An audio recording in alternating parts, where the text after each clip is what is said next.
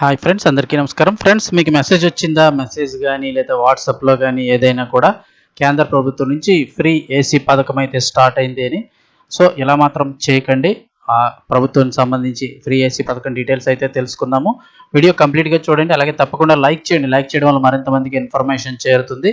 ప్రతి ఒక్కరికి కూడా కొత్త ఏసీ ఇవ్వాలని కేంద్ర ప్రభుత్వం నుంచి కేంద్ర ప్రభుత్వం భావిస్తుందని ఆ మెసేజ్ అయితే వస్తుంది. సో దానికి సంబంధించిన వివరాలు తెలుసుకుందాము. సో వీడియో లైక్ చేస్తే చాలా మందికి ఇన్ఫర్మేషన్ చేరుతుంది.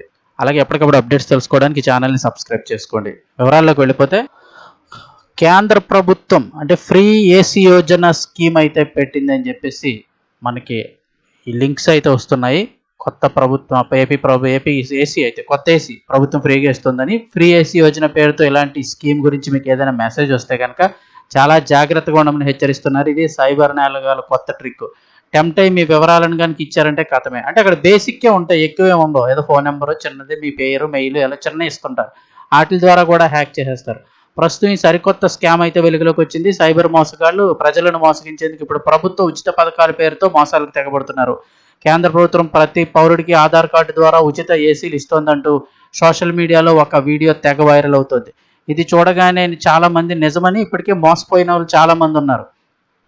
సో ఆ వీడియోలో చెప్పినట్టుగా పాటించడంతో తమకు తెలియకుండానే వ్యక్తిగత బ్యాంకింగ్ వివరాలను సైబర్ నేరగాళ్ల చేతుల్లోకి వెళ్ళిపోతున్నాయి. సో వివరాలకు వెళ్తే, ఆన్లైన్లో వైరల్ అయ్యే వీడియోలో భారత ప్రధాని నరేంద్ర మోదీ ఆధార్ కార్డు ఉన్న వారందరికీ కూడా ఫ్రీ ఏసీ యోజన ప్రకటిస్తున్నట్లుగా కనిపిస్తోంది.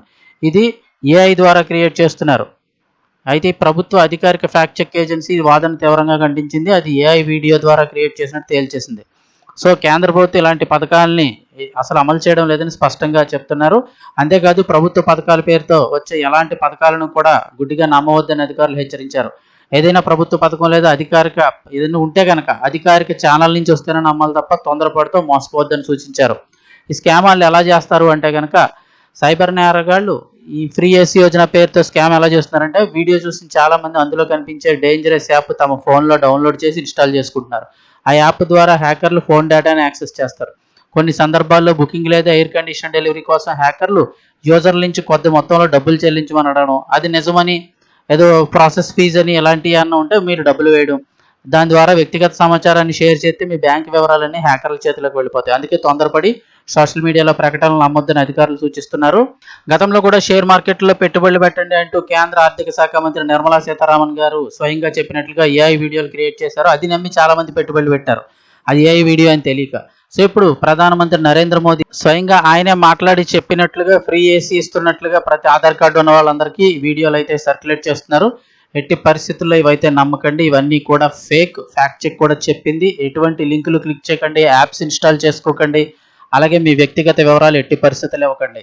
సో ఇది వీళ్ళనంత వరకు మీ friends and family members share చేయండి. అలాగే లైక్ చేయండి. లైక్ చేయడం వల్ల కూడా చాలా మందికి ఇన్ఫర్మేషన్ చేరుతుంది. Thanks for watching this video.